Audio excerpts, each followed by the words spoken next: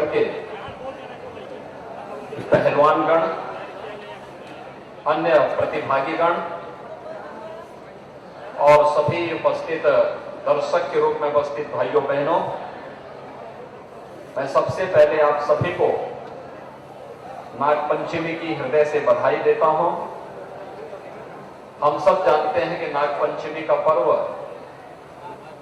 भारत की परंपरा में जीव और जंतु के प्रति भारतीय संस्कृति के अनुराग और उनके प्रति हम सब के मैत्री और करुणा के भाव को प्रदर्शित करने का एक माध्यम है। गोरखनाथ मंदिर में नागपंचमी के अवसर पर स्थानीय स्तर के सभी पहलवानगण उपस्थित होकर के इस कुश्ती प्रतियोगिता के साथ यहां पर सहभागी बनते हैं। मुझे प्रसन्नता है कि गोरखपुर कुश्ती संघ मिलकर के इस कार्यक्रम को अत्यंत रोचक बनाने में अपना योगदान देता है और आज यहां पर इस प्रतियोगिता के प्रति में जो यहां के दर्शकों की रुचि को देख रहा था, वो अत्यंत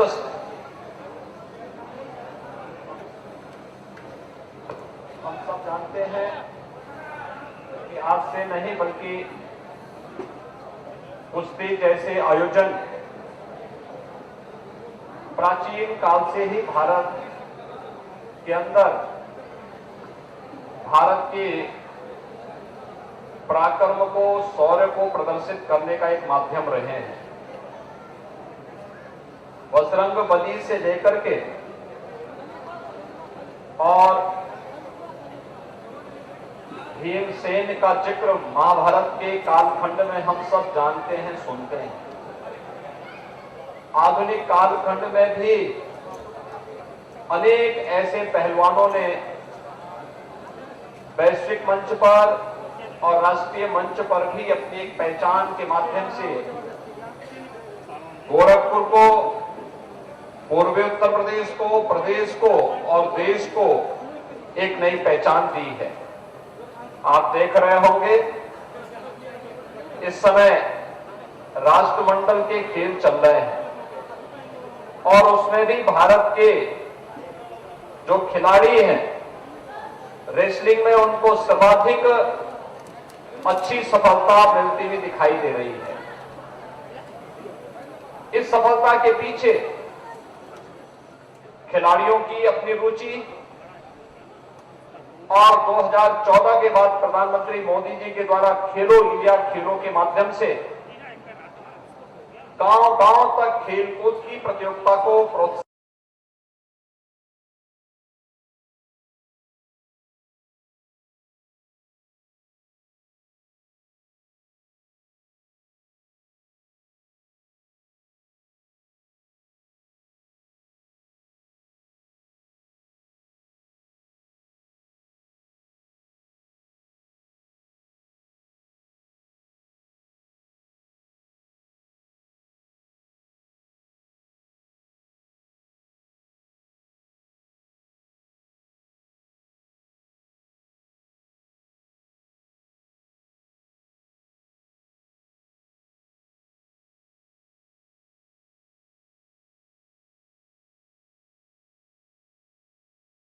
कुमार और वीर अभिमन्यु, ये तीन उत्कृष्ट खिलाड़ियों का चयन यहां पर इस अवसर पर होता है। मुझे प्रसन्नता है गोरखपुर कुश्ती संघ स्थानीय प्रशासन के साथ मिलकर के इस प्रतियोगिता को अनेक प्रकार से रोचक बनाने में अपना योगदान दे रहा है। आप सब जानते हैं कि आज प्रदेश के अंदर खेल के प्रति गांव-गांव में एक रुचि जागृत हो, इसके लिए राज्य सरकार ने अनेक कदम उठाए हैं। हर गांव में खेल का मैदान हो, हर खेल के मैदान के साथ ही ओपन जिम का निर्माण भी हो, हर जिला मुख्यालय पर स्टेडियम का निर्माण हो, मिनी स्टेडियम के निर्माण हो। ये सभी कार्यक्रम युद्ध स्तर पर चल रहे हैं। आज उसी का परिणाम है कि प्रदेश में अब तक 77 स्टेडियम, 68 बहुउद्देशीय हॉल, 39 तरणताल, 2 अंतर्राष्ट्रीय क्रिकेट स्टेडियम, 18 छात्रावास भवन, 14 synthetic hockey stadium, 3 synthetic running track, 2 judo hall, 36 अत्याधुनिक जिम उपकरण, 6 shooting range, 11 synthetic tennis court, 19 dormitory, 2 indoor volleyball hall, 16 synthetic basketball court, 11 कुश्ती हॉल, 11 वेट लिफ्टिंग हॉल, इन सब का निर्माण किया जा चुका है। प्रदेश में वर्तमान में 3 स्पोर्ट्स कॉलेज लखनऊ, गोरखपुर एवं इटावा में संचालित किए जा रहे हैं।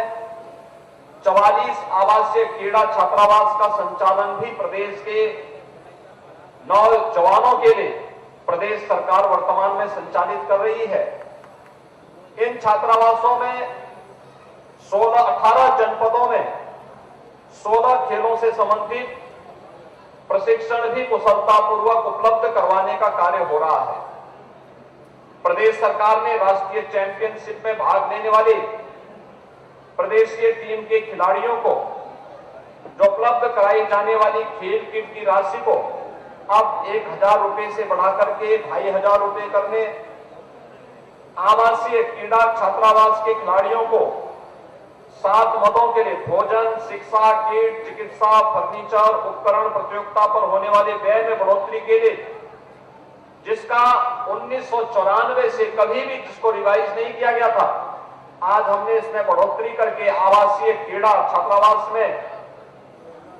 जो डाइट मनी है इसे 250 से बढ़ाकर के 375 रुपए प्रतिदिन प्रदेश सरकार ने किया है। राष्ट्रीय चैंपियनशिप में भाग लेने वाले प्रदेश से सीनियर, जूनियर, सब जूनियर टीमों की भांति ही मिनी कैडेट यूथ वर्ग के प्रदेशीय टीमों को भी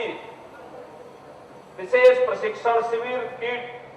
और रेल भाड़े की प्रतिपूर्ति की सुविधा भी सरकार वर्तमान में प्रदान कर रही है।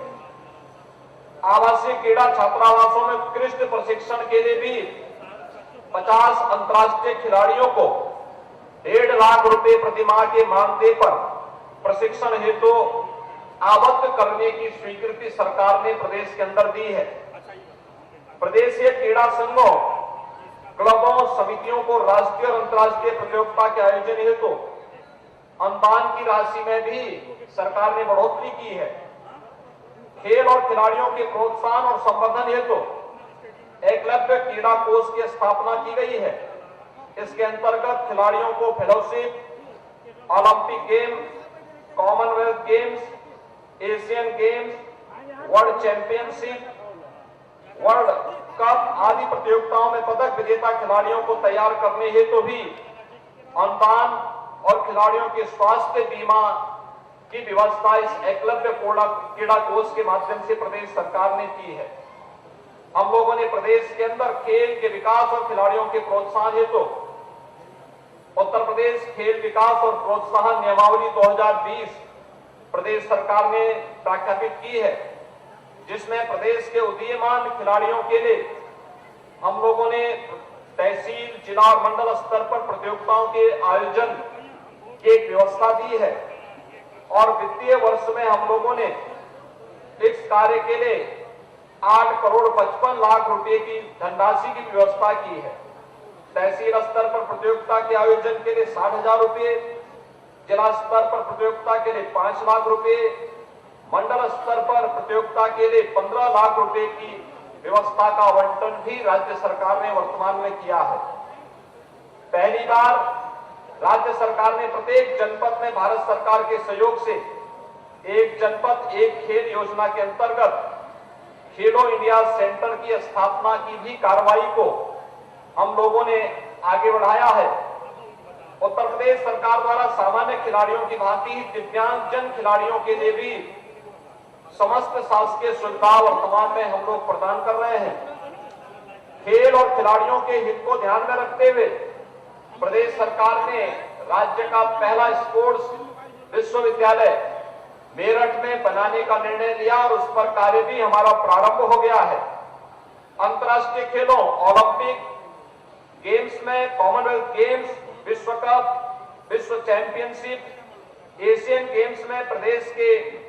पदक विजेता खिलाड़ियों को सीधे राजपत्रित पदों पर नियुक्ति प्रदान करने की नियमावली भी हम लोगों ने प्रदेश में अपनी स्वीकृति प्रदान कर दी है। और साथ ही अंतर्राष्ट्रीय प्रतियोगिता में Olympic games, Commonwealth games, Asian games, विश्व कप और सेफ गेम्स में भी उत्तर प्रदेश के पदक विजेता खिलाड़ियों के लिए प्रोत्साहन हेतु पुरस्कार की व्यवस्था भी राज्य सरकार ने की है। स्वर्ण पदक, ओलंपिक में स्वर्ण पदक पर 6 करोड़ रुपए, रजत पदक पर 4 करोड़ रुपए,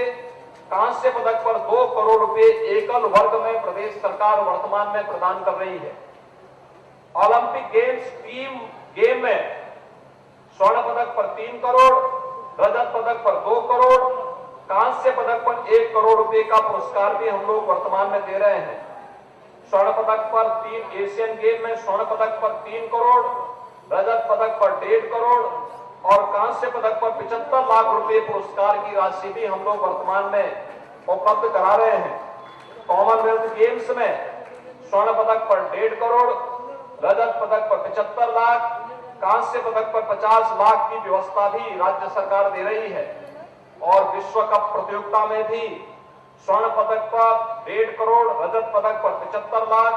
कांस्य पदक पर 50 लाख रुपए का पुरस्कार, सेफ गेम्स में एकल वर्ग में स्वर्ण पदक पर 6 लाख, रजत पदक पर 4 लाख, कांस्य पदक पर 2 लाख रुपए और टीम गेम्स में स्वर्ण पदक पर 2 लाख, रजत पदक पर 1 लाख और कांस्य पदक पर 50,000 रुपए की व्यवस्था हम लोगों ने वर्तमान में प्रदेश के सभी उदीयमान खिलाड़ियों को हम लोग वर्तमान में प्रदान कर रहे हैं। ओलंपिक गेम्स में प्रदेश के खिलाड़ियों के प्रतिभाग किए जाने पर प्रोत्साहन स्वरूप 10-10 लाख रुपए का कॉमनवेल्थ गेम्स और एशियन गेम्स में प्रतिभाग करने वाले प्रदेश के खिलाड़ियों को 5-5 लाख रुपए का नगद पुरस्कार भी प्रदान करने की व्यवस्था राज्य सरकार ने बनाई है और इसको हम सफलतापूर्वक आगे बढ़ा रहे हैं। इसी प्रकार Asia cup, Asian senior championship, youth Olympic games, youth Commonwealth games, junior विश्व कप, जूनियर विश्व कप, एशियन चैंपियनशिप और राष्ट्रीय स्तर पर सीनियर, जूनियर, सब जूनियर, मिनी, यूथ और कैडेट पदक विजेता खिलाड़ियों को प्रोत्साहन हेतु भी नगद पुरस्कार प्रदान करने की व्यवस्था राज्य के अंदर वर्तमान में है। प्रदेश सरकार द्वारा राष्ट्रीय और अंतर्राष्ट्रीय स्तर पर पदक विजेता खिलाड़ियों को प्रोत्साहित करने हेतु नगद पुरस्कार के खिलाड़ियों को प्रदेश का सर्वोच्च पुरस्कार पुरुष वर्ग में लक्ष्मण पुरस्कार और महिला वर्ग में रानी लक्ष्मीबाई पुरस्कार से सम्मानित हम लोग कर रहे हैं, जिसमें लक्ष्मण और पुरस्कार और रानी लक्ष्मीबाई पुरस्कार से सम्मानित होने वाले खिलाड़ियों को लक्ष्मण जी की या रानी लक्ष्मीबाई की कांस्य प्रतिमा के साथ ही प्रशस्ति पत्र के साथ साथ 3,11,000 रुपए की नगद धनराशि भी प्रदान करने की व्यवस्था है। सरकार द्वारा अर्जुन पुरस्कार, द्रोणाचार्य पुरस्कार, ध्यानचंद पुरस्कार, खेल रत्न पुरस्कार और खेल के क्षेत्र में पद्मश्री और पद्म विभूषण से सम्मानित खिलाड़ियों को 20,000 रुपए प्रतिमाह वित्तीय सहायता भी प्रदान की जाती है। प्रदेश के खिलाड़ियों के कल्याणार्थ चलाई जाने वाली योजना के अंतर्गत वृद्ध, अशक्त और विपदाग्रस्त राज्य स्तर के खिलाड़ियों को 4,000 रुपए, राष्ट्रीय स्तर के खिलाड़ियों को 6,000 रुपए और अंतर्राष्ट्रीय स्तर के खिलाड़ियों को 10,000 रुपए प्रतिमाह वित्तीय सहायता भी राज्य सरकार वर्तमान में प्रदान कर रही है। भाइयों बहनों, मुझे विश्वास है कि राज्य सरकार के द्वारा चलाई जाने वाली ये सभी प्रकार की योजनाओं का लाभ हमारे सभी उदीयमान खिलाड़ी भी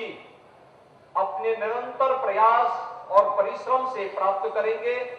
आज यहाँ पर गोरखपुर केसरी, गोरखपुर कुमार और वीर अभिमन्यु इन 3 प्रतियोगिताओं का जो आयोजन करके गोरखपुर कुश्ती संघ ने सफलतापूर्वक इस आयोजन को नागपंचमी के अवसर पर किया है। नागपंचमी का मतलब नाग शक्ति का देवता माना जाता है और प्रत्येक मनुष्य के अंदर भी एक कुंडलनी शक्ति होती है। जिसको अंग्रेजी में सरपेंट पावर भी कहते हैं, और कुंडलनी शक्ति। और मुझे लगता है हमारे खिलाड़ी जब यहां पर पहलवान आकर के यहां पर अपनी शक्ति का प्रदर्शन करके और खेल के नियमों का पालन करते हुए इस प्रकार के आयोजन में सहभागी बनते हैं, तो स्वाभाविक रूप से यह न केवल खेल के प्रति उनके अनुराग को, बल्कि अपने पर्व और त्योहारों की परंपरा को आगे बढ़ाने के लिए भी उनके भाव को प्रदर्शित करने का एक उचित मंच प्राप्त होता है। मैं यहाँ पर गोरखपुर कुमार, गोरखपुर केसरी, गोरखपुर कुमार और वीर अभिमन्यु के लिए चयनित तीनों अपने खिलाड़ियों को, जिन्होंने आज सफलतापूर्वक अपने अपने मैच में सफलता प्राप्त की। मुझे बताया गया कि यहाँ पे 90 जोड़े कुश्ती के आयोजन हुए थे और 90 जोड़े में ये 3 उत्कृष्ट खिलाड़ी और उनके रनर अप भी 3 यहाँ पर शामिल हुए हैं। उन सबको मैं हृदय से बधाई देता हूं, अपनी शुभकामनाएं देता हूं और विश्वास व्यक्त करता हूं कि गोरखपुर कुश्ती संघ आने वाले समय में नाग पंचमी के इस आयोजन के पहले प्रयास करें कि 15 दिन या 1 महीने पहले गांव-गांव में कुश्ती का आयोजन पहले हो, फिर वहां न्याय पंचायत स्तर पर हो, फिर न्याय पंचायत स्तर से ब्लॉक स्तर पर हो, ब्लॉक स्तर से फिर उसे हम लोग तहसील स्तर पर या विधानसभा स्तर पर करें और विधानसभा स्तर के बाद जो उत्कृष्ट जोड़े निकले उनकी प्रतियोगिता का आयोजन फिर नाग पंचमी के अवसर पर यहां पर हो और अच्छी एक सम्मानजनक धनराशि के पुरस्कार के साथ अगर एक कार्यक्रम आगे बढ़ेंगे तो गांव-गांव में खेलो इंडिया खेलो के कार्यक्रम को आगे बढ़ाने में और अच्छी मदद मिलेगी। और मैं चाहूंगा ऐसे ही कबड्डी की प्रतियोगिता के लिए, वॉलीबॉल, फुटबॉल, खो खो या फिर क्रिकेट की प्रतियोगिता हो, अन्य जितनी भी प्रतियोगिताएं होती हैं, इन सबको हमें इसी प्रकार से प्रोत्साहित करके एक मंच देना चाहिए। आज के इस अवसर पर इस कार्यक्रम में जो भी महानुभाव और जो भी हमारे पुरातन खिलाड़ी उपस्थित हुए हैं, उन सब का भी मैं हृदय से अभिनंदन करता हूं। विजेताओं को हृदय से बधाई देता हूं। जो लोग अपनी फाइनल मैच में कहीं विजेता नहीं बन पाए, लेकिन अच्छा प्रदर्शन करके उन्होंने यहाँ पे अपने प्रदर्शन से लोगों को आश्चर्यचकित किया है, उनके प्रति अपनी पूरी संवेदना व्यक्त करते हुए वे आगामी प्रतियोगिताओं में अच्छा प्रदर्शन कर सके, इसके लिए उन्हें अपनी शुभकामनाएं देते हुए आप सबको एक बार फिर से मैं इस मंच में हृदय से बधाई देता हूं। और बधाई देने के साथ ही मैं डॉक्टर धर्मेंद्र सिंह जी यहाँ पर क्षेत्रीय अध्यक्ष के रूप में हैं और एनएलसी के लिए आज उनका भी चयन प्रदेश के अंदर हुआ है, इसके लिए उन्हें भी हृदय से बधाई देते हुए आप सभी के प्रति अपनी शुभकामनाएं देता हूं। धन्यवाद। जय हिंद।